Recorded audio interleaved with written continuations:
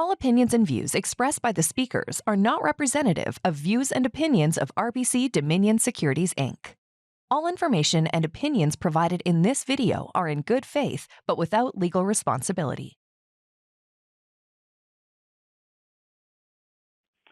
Okay.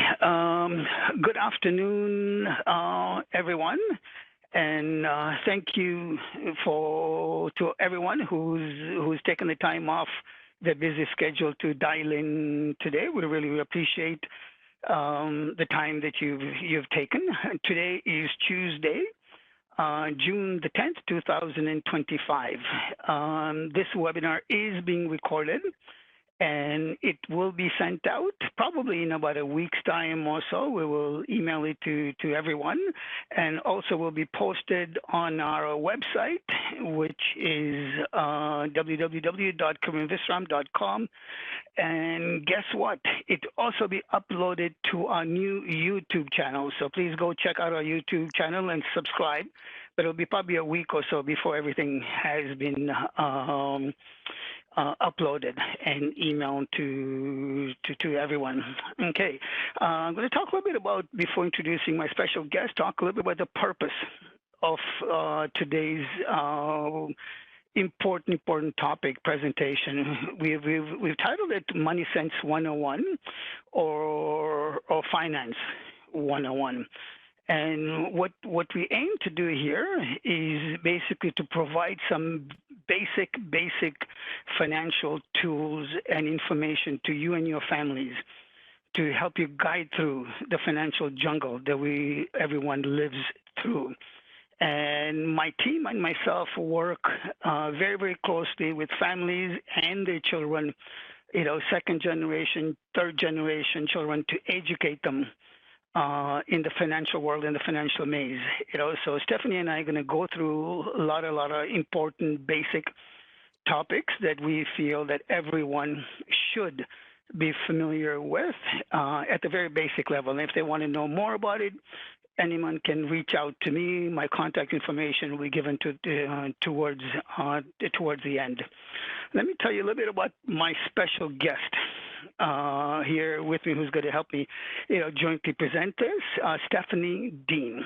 Stephanie is the manager of financial literacy with RBC Wealth Management Family Office Services. Let me tell you a little bit about, Stephanie, her illustrious career at RBC. She joined RBC in 2005 and has been with RBC Wealth Management since 2011. She has been a financial planner for over 20 years, so you'll get a lot of her experience, knowledge, and expertise in this particular field. She's also been teaching financial planning, CFP preparation courses, so she's a teacher. Is not only a practitioner, but also a teacher. And she recently completed a master's degree in education. So she's the right person we have for this particular topic, an educator, practitioner herself. She's currently with RBC Wealth Management Financial Literacy Program in support and promote financial literacy for our clients. So she's helped a lot of my clients quite closely. So thank you, Stephanie. She has two teenage kids, 17, or one teenager, one just past age, 17 and 20.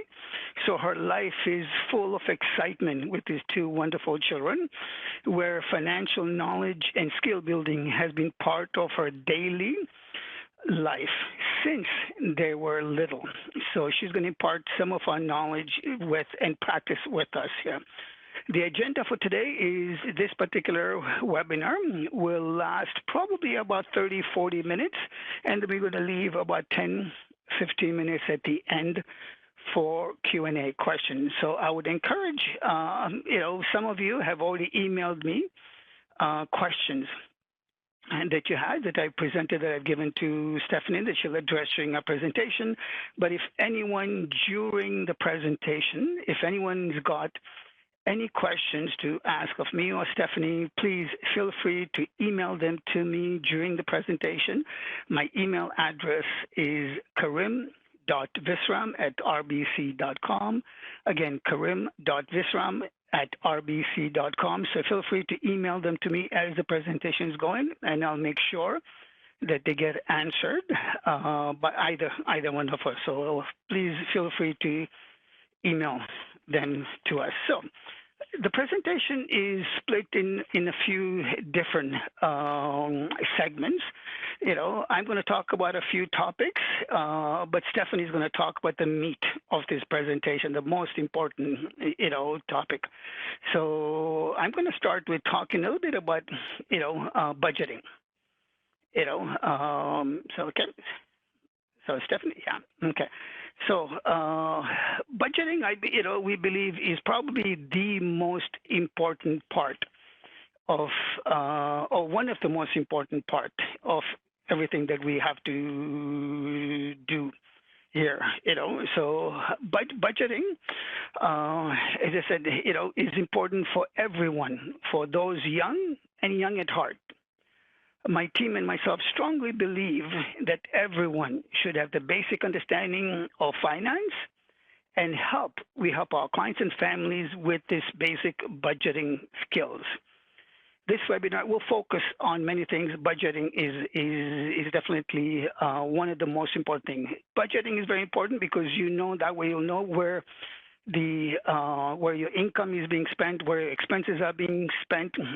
So budgeting is a very, very important part of it. Now, the budgeting, when you do, this budgeting could be, for a very, very short period of time, as 1 week or 1 month or 1 year, or could be for a longer period of time. And budgeting involves you counting basically where the money is coming in from and when it's coming in, but also how the money is going out. So it's important to know where it's coming in, when it's coming in, where it's going, how it's going, where you're going to save, where the saving part is going to be, what you're going to spend on, when you're going to spend it on. We're going to talk a bit about your expenses and income as well. So it's a tool. Budgeting is a tool to help you manage your money and help you understand how much of your money is coming in or going out, how much you're spending. So budgeting is a very, very important part of the particular tool. Someone has asked me, is budgeting important? I would say budgeting is probably one of the most important thing in financial success. So yes, the short answer is budgeting is important for you to save for future and to manage your money. Okay, now, if you look at, what's coming into your bank account. So when you look at budget, there's two aspects of budgeting. One is money coming in. Another is money going out. And somewhere in the middle is your savings for future. So it's very important for you to keep track of what's coming in or going out. So if you look at, what's coming in and what's going out, and both of them can be broken down into, several different parts. So there's something what's called controllable. I call it controllable or not controllable, right? So income coming in, employment income is sort of sometimes non-controllable, where these are regular things. If you got a part-time job or full-time job, you've got regular income coming in. Sometimes could be once a week, once every 2 weeks, or once a month. So that's cash flow coming in. You may have a part-time job where they're riding Uber or whatever it is, as now we call it gig economy. So that also may give you, some income, which may not be as regular as weekly, and the income may fluctuate, so that could be part into non-controllable.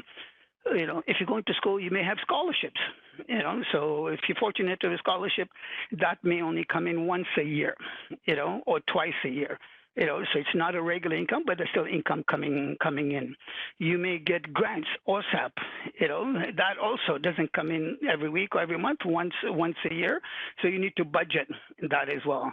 And if you're lucky enough to have an RESP, that's from, someone in the family has saved aside for you for your education, some of your education funds may come from RESP. Again, this is irregular funds coming in, but you still have to plan for it. Again, student loan, so you may have OSAP grants or you may have loans that come in that you got to budget to make sure that it's payable. This loan is payable after you graduate, so you need to plan for that.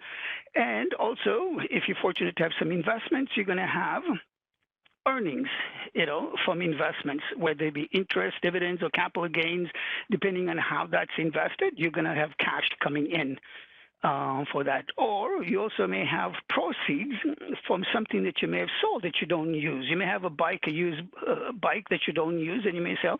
Again, these are one-time income coming in that you need to keep track of it. Birthday gifts, birthday money, that's also a one time, or once a year, shall I say. Most of us have birthdays once a year. Some may not be lucky to have maybe birthdays once every 4 years if you're born on a leap year. So hopefully none of those, watching this has birthdays every 4 years. You have birthdays at least once a year that you're getting, gifts from families. You need to, budget that.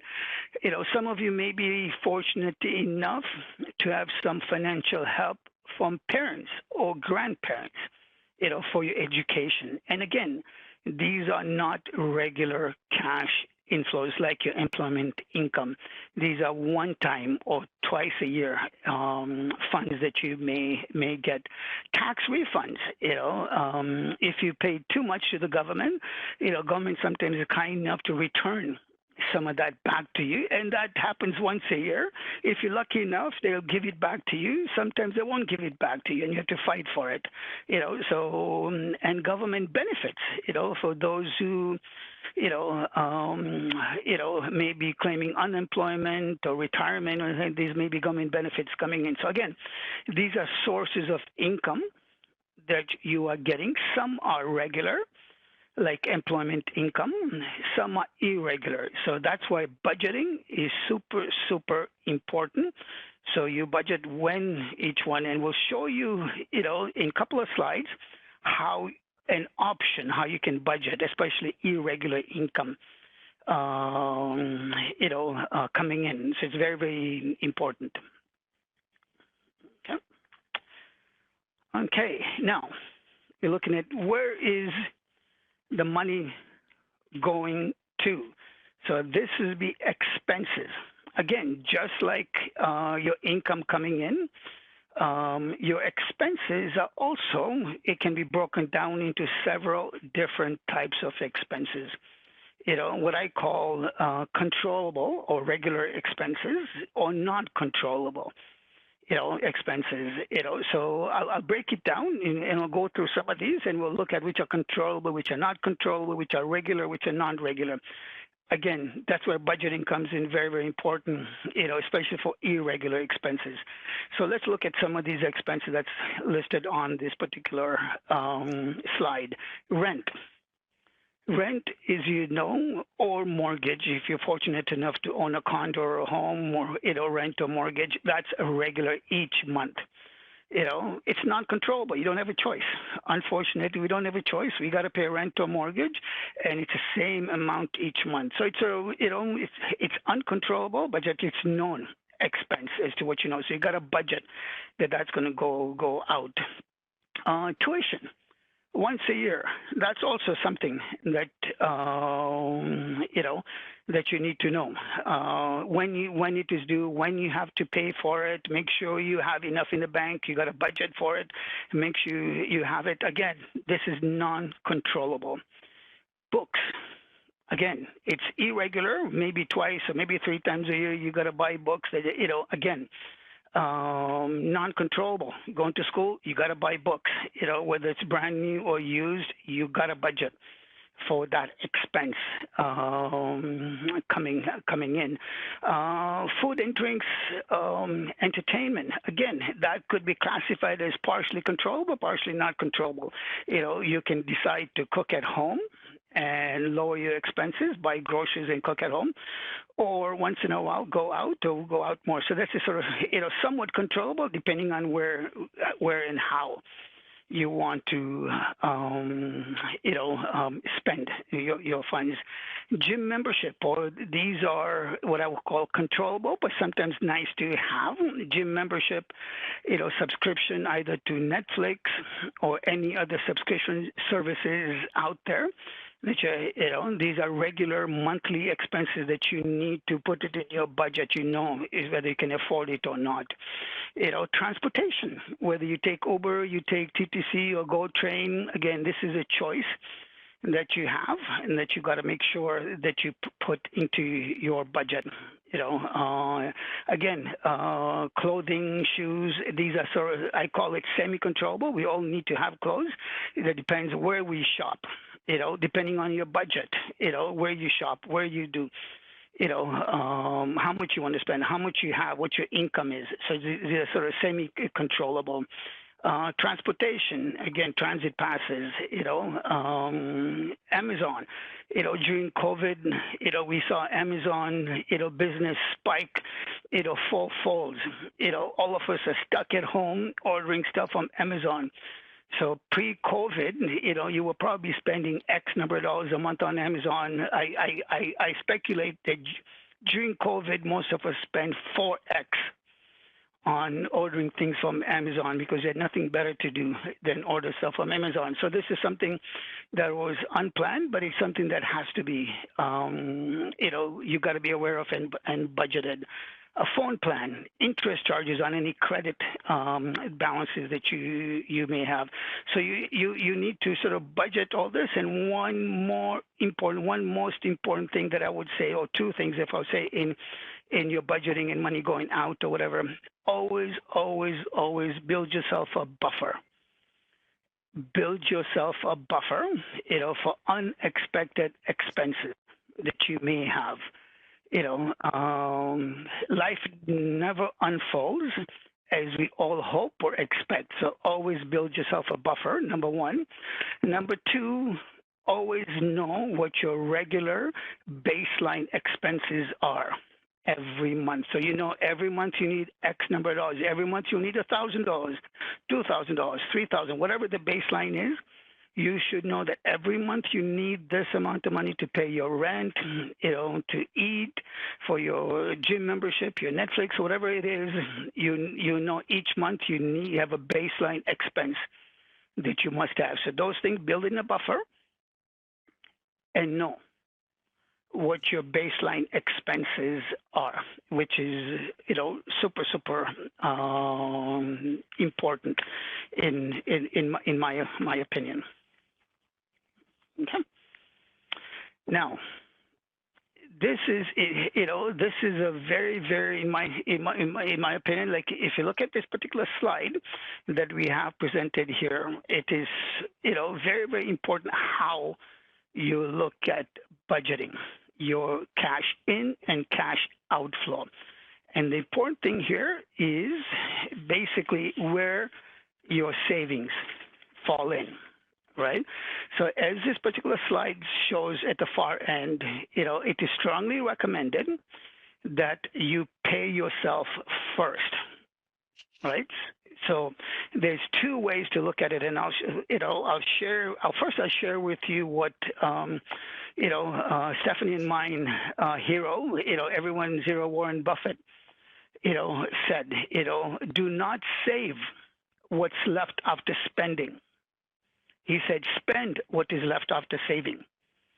Okay, so I'll share that again because it really speaks to what we strongly, Stephanie and I believe, to financial success. Again, I'll repeat what Warren Buffett said: do not save what's left over after spending. Spend what is left after saving. So this is exactly what this particular slide speaks to, is pay yourself. So if you look at the left side where it says budget formula most commonly used. So most of us, in budgeting, what we do is here's our income coming in. I'll use an example. We got $2,000 a month income coming in. Our expenses are $1,800. So, we end up saving $200.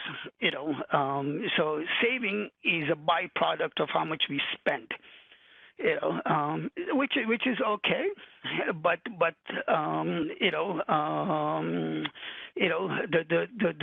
if you look at the journey to success is what's on the right hand side. So budget formula for financial success is what Warren Buffett says, right? So basically, you take your income, again, same thing. You say $2,000, you automatically decide I'm going to save 10%. So $200.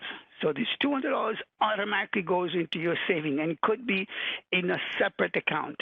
We recommend you set up a separate account that automatically goes into the account that you don't even look at, don't even touch it. And I guarantee you, when you look at it every couple of years or once a year, you'll be shocked how much you've saved in that. And that should come out first, whether it be 10%, whether it be 15%, whatever it is, you're getting paid $2,000 a month, automatic. That amount goes into your savings account, separate account. Keep it a separate account that you put it away. That means you've got $1,800 or $1,700 to spend. And then you work out how you're going to budget that. What's more important to you, how you're going to spend that, and that's how you automatically save. And as Warren Buffett says, that is,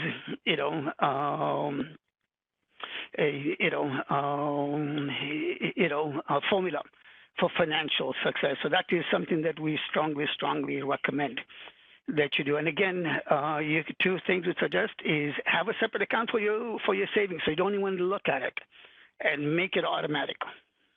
I'll share with you, and I'm sure Stephanie's same way, is if you're working for a company like RBC or, we automatically give us an option, automatically deduct from our pay to put it in a savings that we don't even see in our pay. And take my word for it, when you look at it after a few years, you're pleasantly surprised as to how much of that's saved. So, those are the important things that I wanted to share, with you. And, the last piece of the budget I want to share with you, this is a spreadsheet that I use very, very often. And if anybody's interested in getting a copy of this spreadsheet, please reach out to me, and I'll be more than happy to send it to you. But if you look at this, is an Excel-based spreadsheet. And again, you don't have to use Excel. There's apps out there that you can use, whatever system you want to use, you can use. But this basically, if you look at it in this particular spreadsheet, it talks about 2025, 26, 27, and I would suggest 5 years, right, or 5 months, or whatever that time period budget. So you got income on the top, or source of income, employment income, gig income, or whatever source of income you have, and then expenses. Write down expenses. Here's the income, here's the expenses, then your budgeted savings, and that automatically. So you can use this. Again, you don't have to use it, but if anybody's interested in seeing this, please reach out to me. I'll be more than happy to email this spreadsheet to you, and then you can edit it in any way you wish.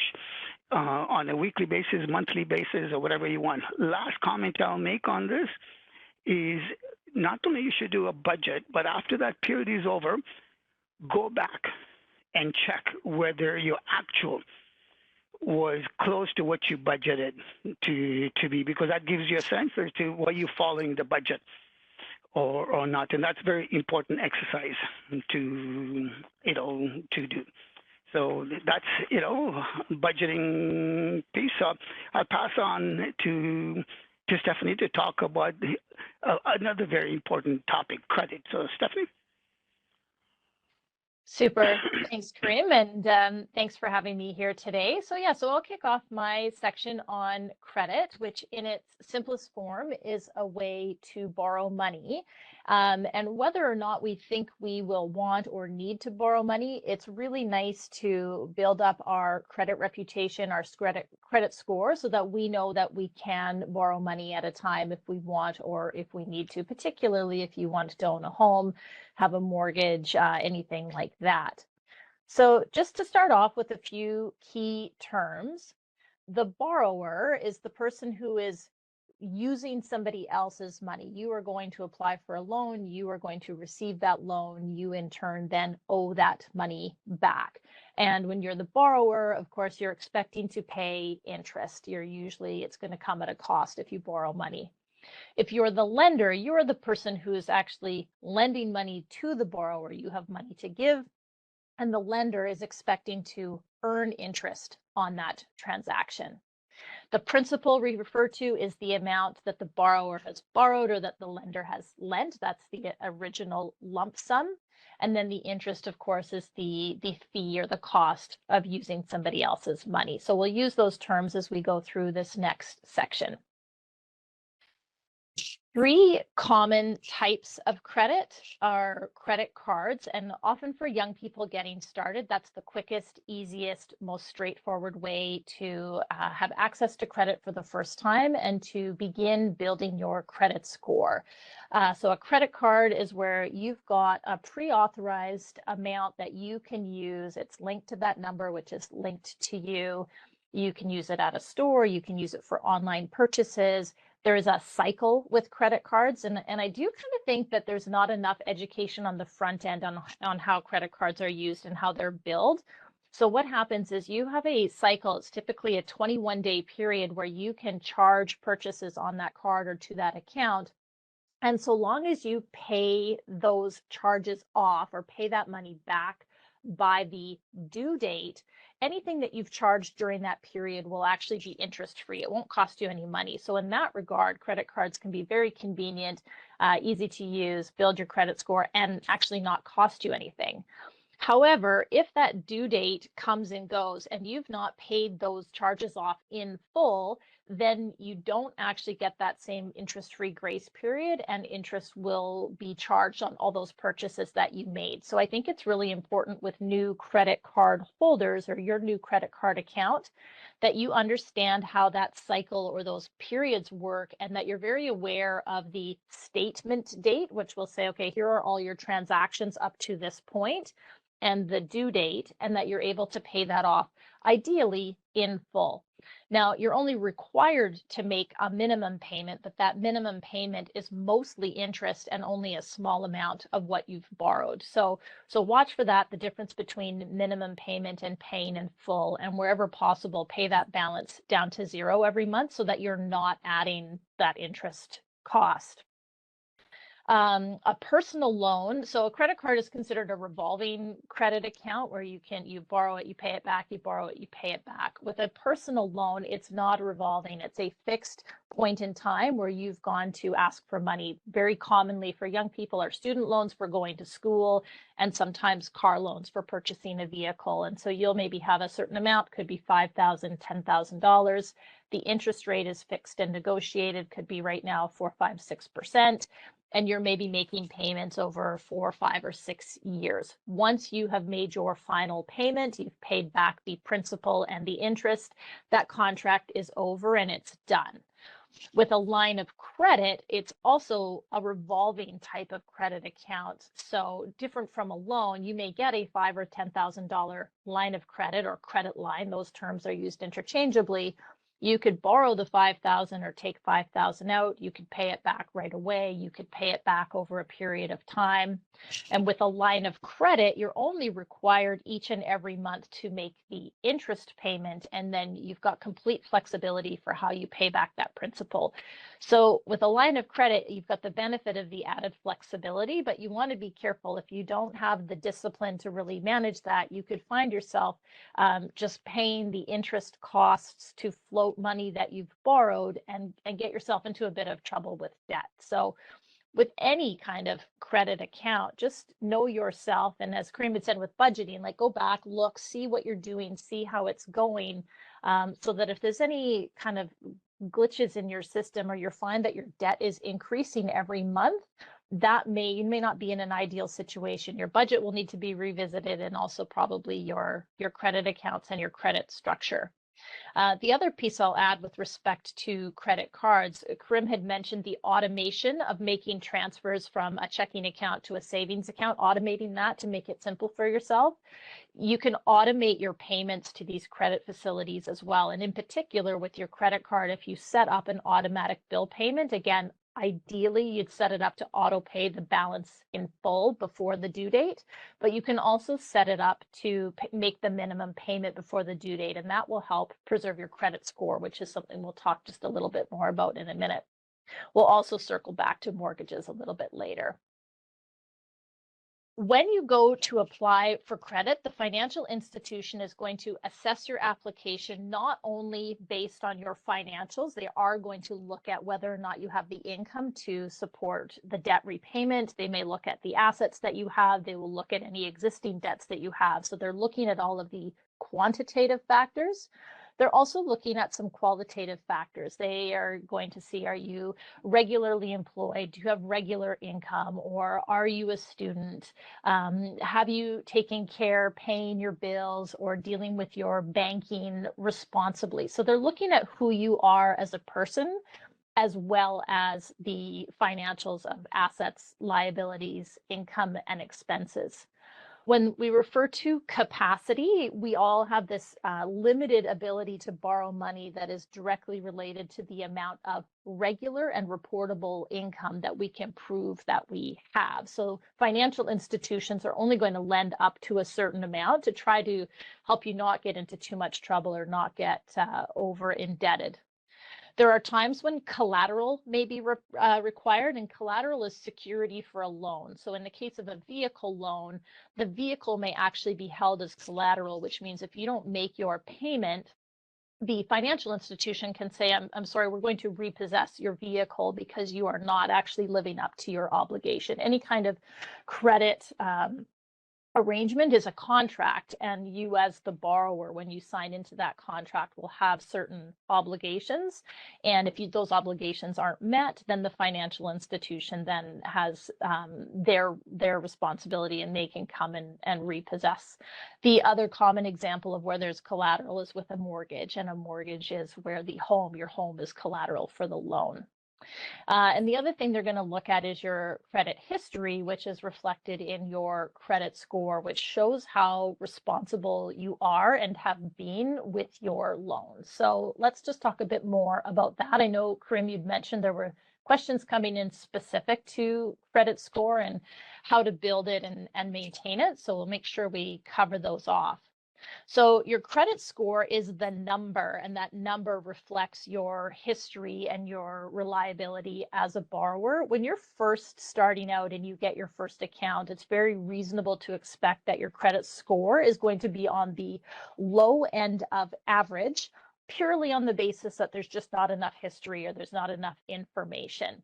And as you can see, so a score of 300 to 900, when you're in that middle mark, in that 660 to 724 range, that's good, solid average, and you want to build up from there.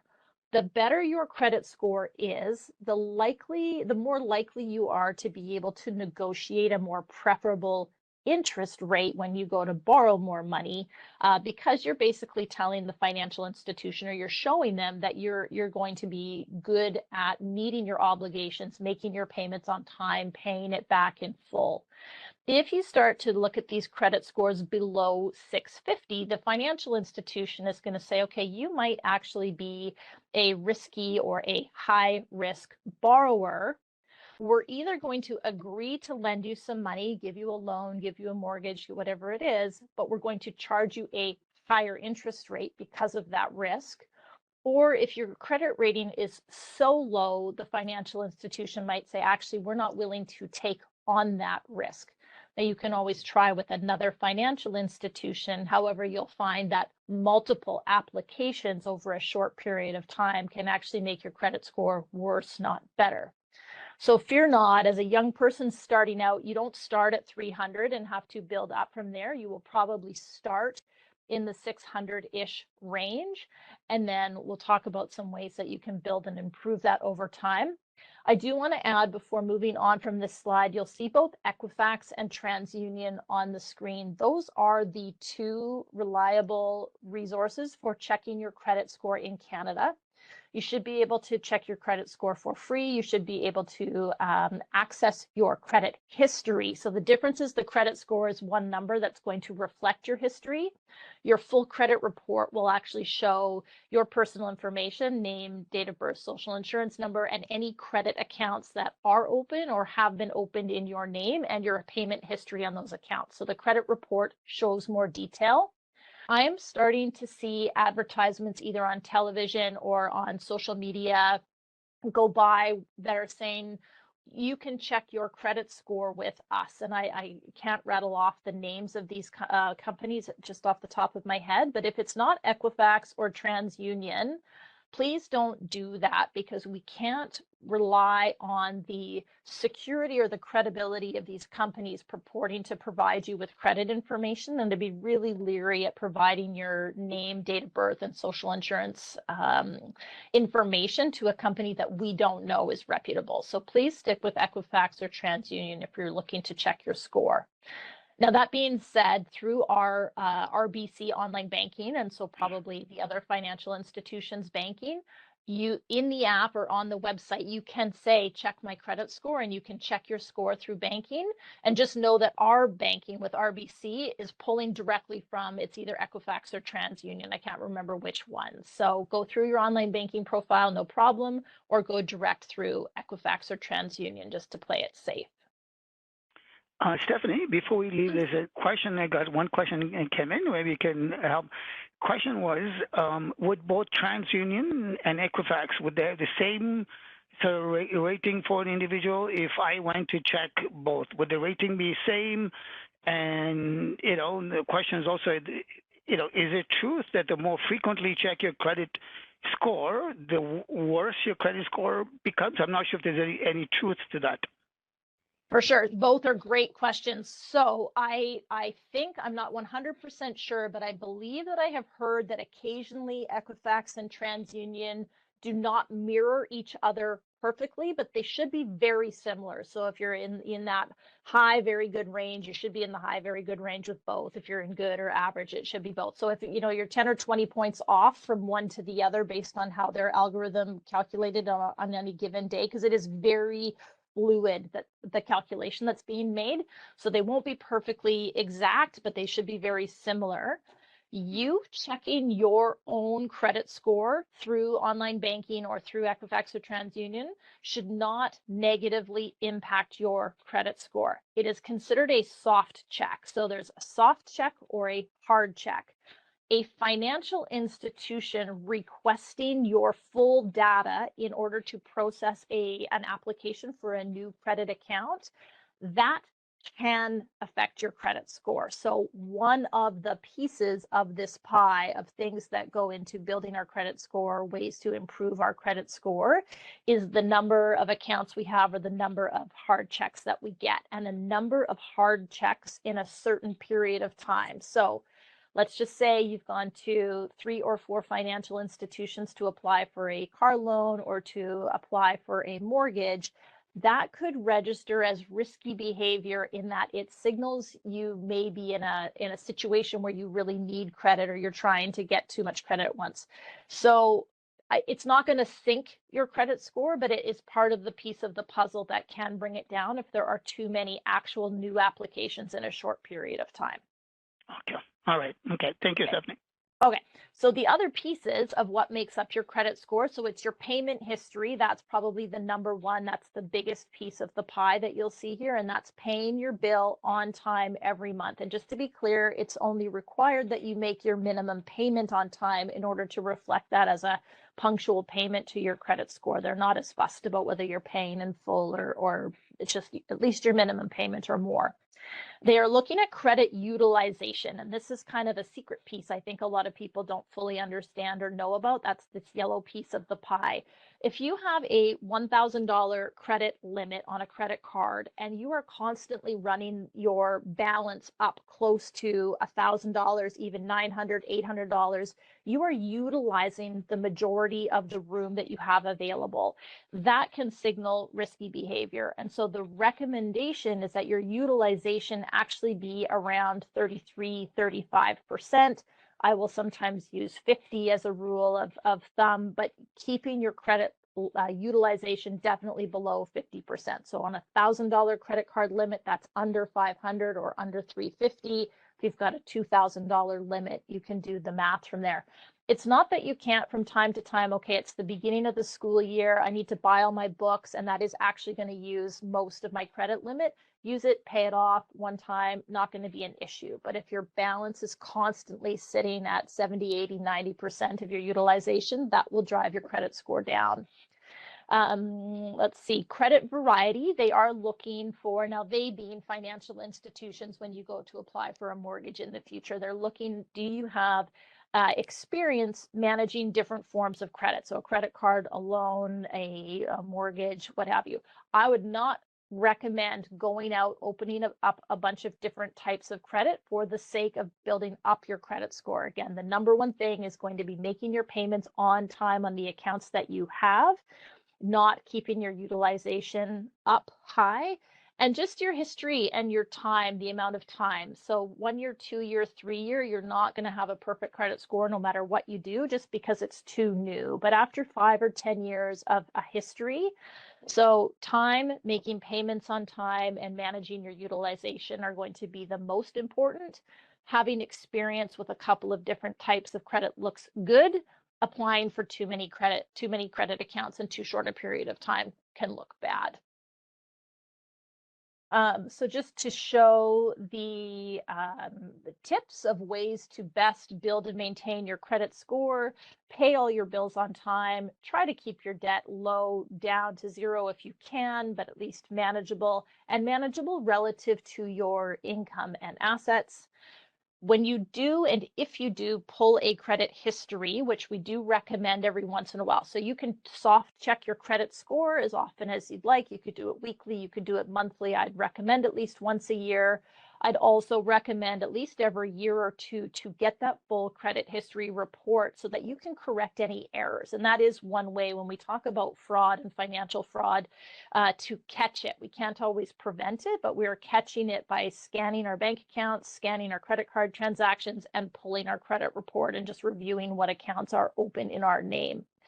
Use your card responsibly and just start early. So there are some folks 18, 19, 20 may feel like they don't need a credit card yet. And know yourself, if you're not likely able to manage it responsibly, I wouldn't go out and get one. But if you think you can manage it, I would get at least one credit card open fairly quickly once you're the age of majority in the province that you live in, just to start building that credit history. And just remembering that it does take time, and that it will go up. It will go up quickly in the beginning, and it will continue to go up so long as you're managing it responsibly. Now, I do want to carry on and move into mortgages, as that purchasing a home and getting a mortgage can be one of the biggest purchases of our lives, and also one of the biggest loans that we may ever take out. And there's a lot of moving pieces when we're thinking about mortgages. There's how much you can afford, both on the purchase price and your ongoing payments. There's how you're going to be able to save for a down payment. There's some nuances within negotiating a mortgage contract, your amortization, for how long, the term that you're looking at, your interest rate may be negotiable, whether you want an open or closed mortgage, or fixed or variable. So we'll look at some of those. Karim, I'm worried I'm going to run short on time, so I think I will try to hit the key points, and then we can always connect after the fact if there are more specific questions. Yeah, that's fine. Go ahead. Okay, so you've also got control over your payment frequency, and I will show you how one certain option will, if you can swing it, if you can afford it, will benefit you over the term of the amortization of your mortgage.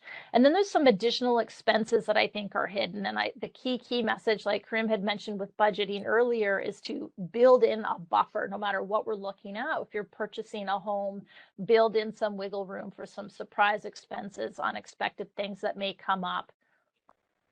So when we're looking at affordability, so you're going to be looking at two things here. We're looking at the total purchase price of the house. And for easy math, I'll often just reference the $1 million home in Toronto. I don't know that most first-time home buyers can start there, but that makes it for easy math.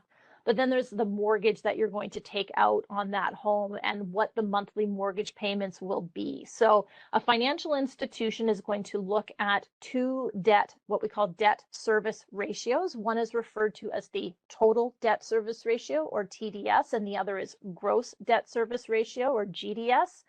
That is looking at your total income coming in, your regular and reportable income.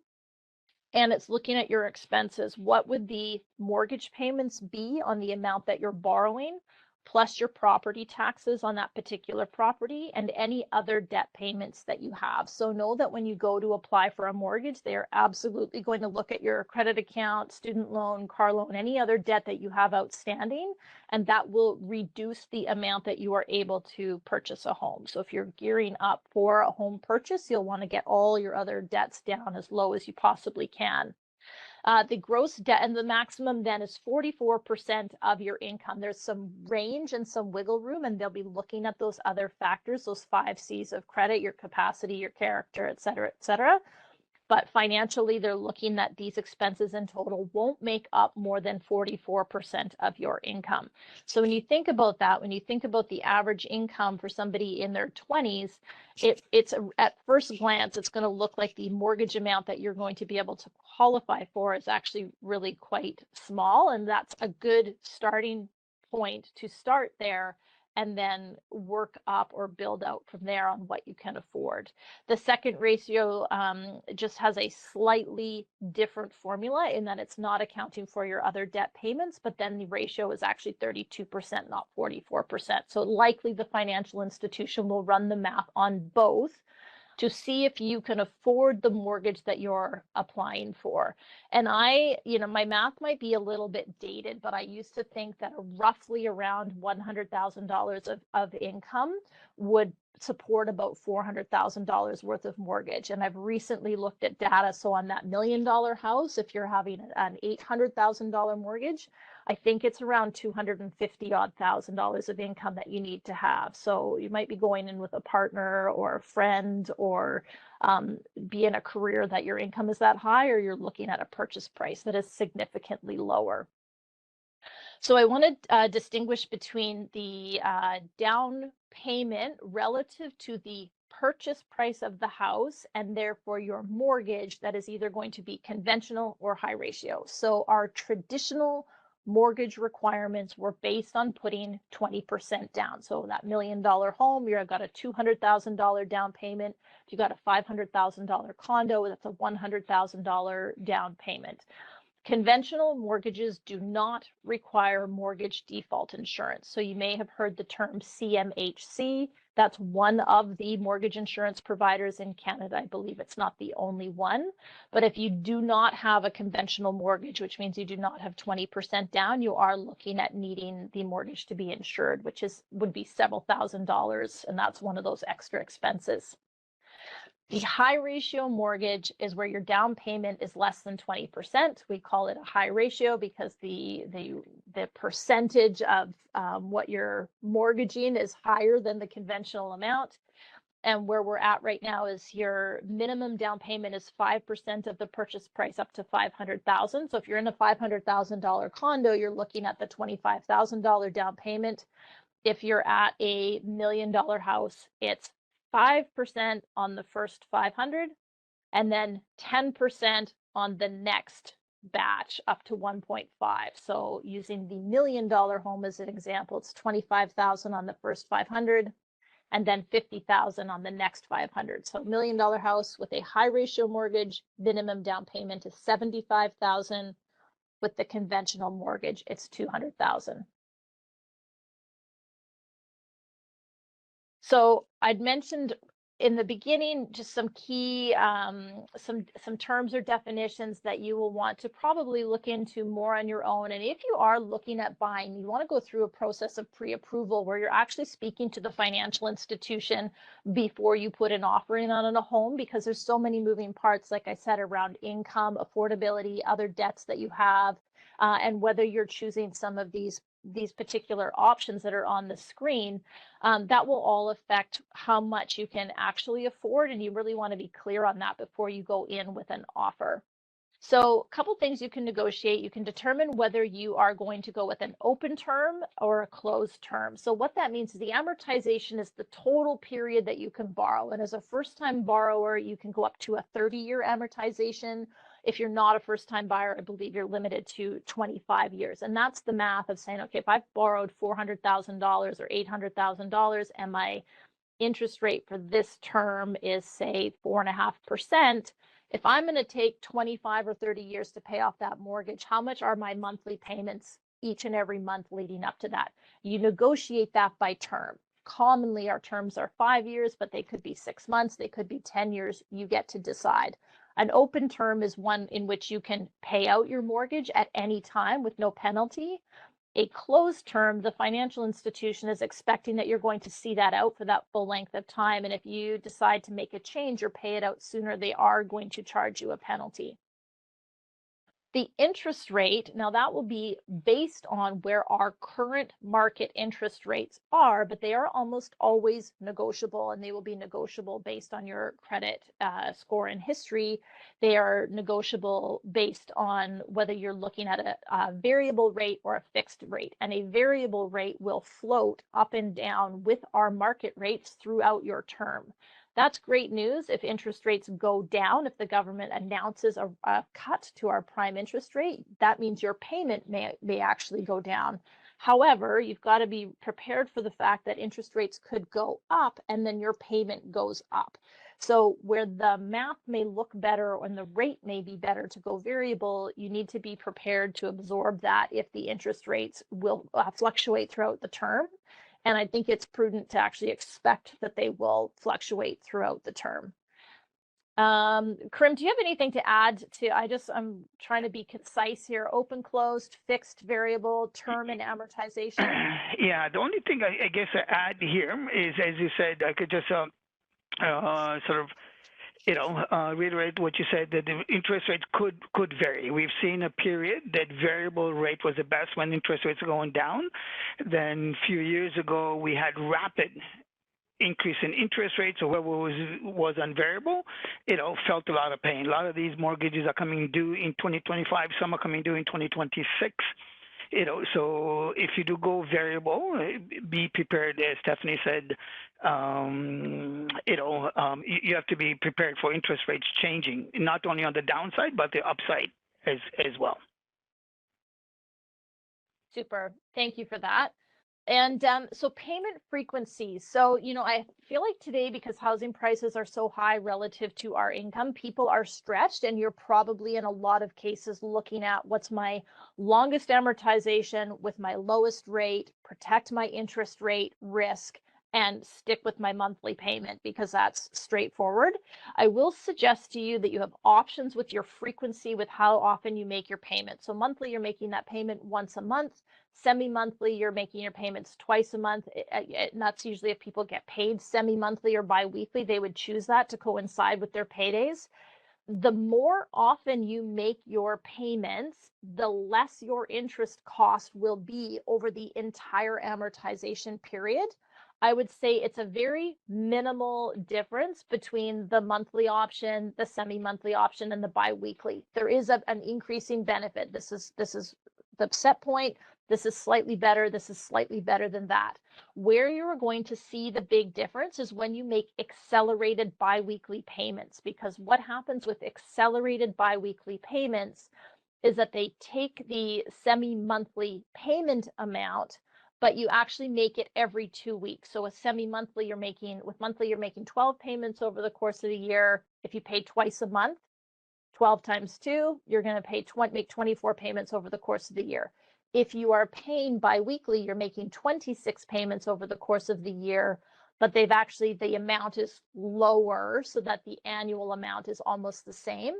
But with accelerated biweekly, you've taken half your monthly and paid it every 2 weeks. So you are actually paying more money every year, which then goes directly to your principal. And because you're making the payments more frequently, the cost is lower.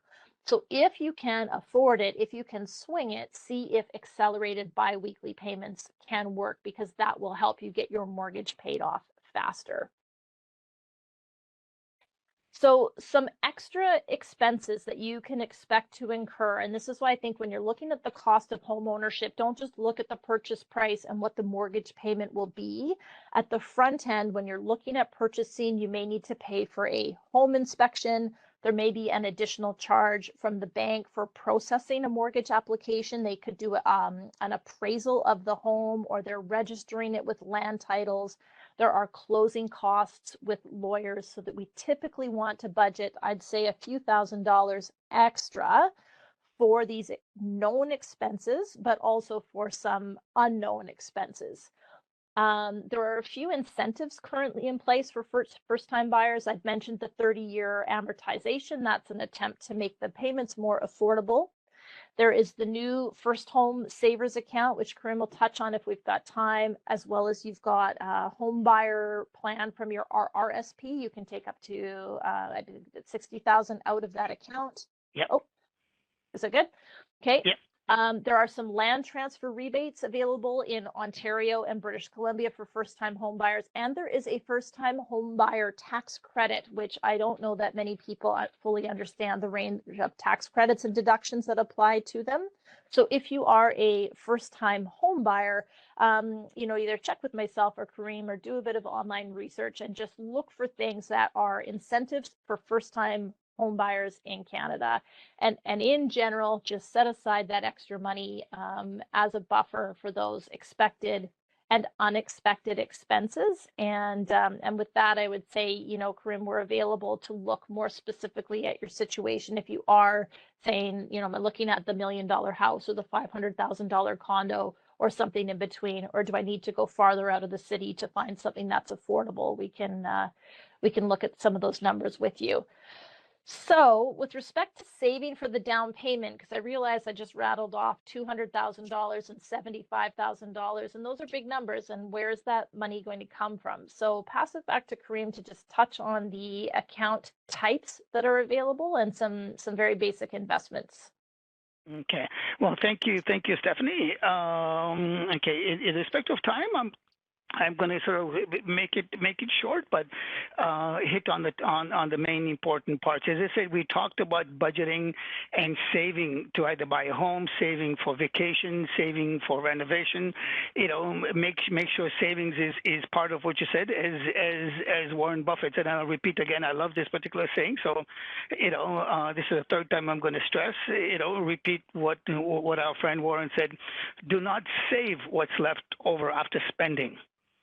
Spend what's left over after savings. So important savings is very important part of the whole budgeting process, whether it's a mortgage, whatever you're saving for. Saving is very, very important. Now, I'll touch on a couple of different type of saving accounts available. I'm not going to go into very much detail, but if anybody is interested, please reach out to my team or myself. Contact information will be given at the end, but I'll touch on some of the accounts available to all of you. One is First Home Ownership Savings Account, FHSA, or RRSP, or TFSA, or just a non-registered. So these are four different types, main different types. There's others, ones with trusts and things like that, but we'll touch on at this stage here only four different type of accounts you can save into, and all these four have different purposes and have different tax incentives. So, for example, FHSA and RRSP, if you contribute to those, you have a tax deduction, but they're used for different purposes. The first one, FHSA, is to buy a home. RRSP is for your retirement. TFSA is for general savings. So make sure that you're saving one of those, and it will depend on how much you're actually saving, what your income is. I'm not going to go into very much detail, but if anybody is interested in discussing where they should save first, if you have a certain amount of savings, you got $10,000 a year savings, where should I save? Should I save in FHSA, RSP, TFSA? Where should I save? If you're not sure, call my office, 416-956-8888, and we'll sort of help you, guide you through, because there's no one answer that fits everyone. But I just want you to be aware of these are different type of accounts and different rules, different regulations to save in each one, what the purposes are, what the tax deduction is, and when and how you can use each of them. So you got to be aware of them. So again, I'm not going to go into very much detail, but please feel free to call my office, if you want to discuss. Now, a lot of people think that investing in these, contributing to these particular accounts, you should only keep it in savings or cash or whatever. Wrong. All right. So when you save into any of these accounts, there's different ways you can invest this particular savings. So tomorrow, let's say you contribute $5,000 in FHSA or TFSA or RRSP. Your options are, and that's what you should do, is the safest, and I'll go from the safest to a little bit more risk here. Safest would be GICs or bonds. All right. So where your returns are at the low end, but at least your principal is somewhat guaranteed, depending on what type of bonds you buy or which company or government bond or corporate bonds you're buying, or GICs. Your interest is guaranteed, your principal is somewhat guaranteed, depending on where, but it's safer. Then you go into stocks. Stocks could also be, conservative stocks like bank stocks, or technology stocks, quite risky, or Bitcoin. So the risk spectrum is quite wide. Or mutual funds or ETFs. So you have many different options to invest those funds that you contribute into these accounts. And each of them have different objectives, different timelines, and different risk tolerances you have. So again, I'm not going to go in full details of this, but if anybody's interested in learning more about any of these or which accounts you should contribute into, please feel free to call my office, and my team and myself will be happy to discuss any of these accounts or topics with you. My office number is, as shown on that slide, is 416-956-8888, or you can reach out to myself directly, and the email address is karim.visram@rbc.com. There's a lot of material that you will find on our website, which is www.karimvisram.com. We are on LinkedIn. A lot of this is posted on LinkedIn. Now we are on YouTube. Again, just go on YouTube, say Karim Visram, and you'll see a lot of our videos and material posted on there. On closing, there's a couple of things I wanted to highlight from everything that you've heard today from Stephanie and myself. Number one, budgeting is super important. So budgeting is, route to success, financial success. So make sure you incorporate budgeting into your daily financial life and route to financial success. As again, I'll repeat, for the fourth time, what our friend Warren Buffett says, do not save after spending, spend what you saved, So again, make sure you're aware of that. Credit is not bad, So I want you to know, as Stephanie pointed out, there is good credit. It depends how you use it, how you pay it off, or whatever, to build your credit rating. So credit is not bad. You got to just manage it how you use it. It's very, very important. And the last thing I would say is pay yourself first. Again, very important. Pay yourself first. Save in a separate account that you don't see it regularly. It's there for you. And only check it once a year, or maybe even less frequent than once every 2-3 years. And that could be for your vacation, could be for a new car, or could be just your RSP, TFSA, whatever it is. Put it aside. Don't check it, and you'll see the magic of compound. All right. Anyways, Stephanie, thank you. Thank you for your help. Thank you for all the work that you did for this presentation. I really appreciate your time, in this and your expertise.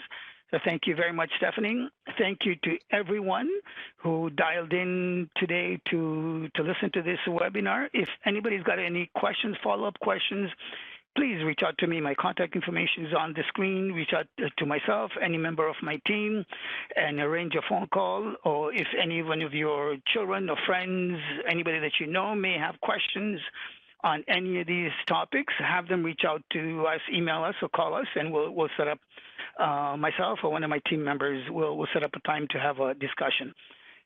Thank you again, Stephanie. Thank everyone who dial in. Have a wonderful, wonderful rest of the afternoon and rest of the summer. Take care. Thanks, Karim. Okay. Bye-bye.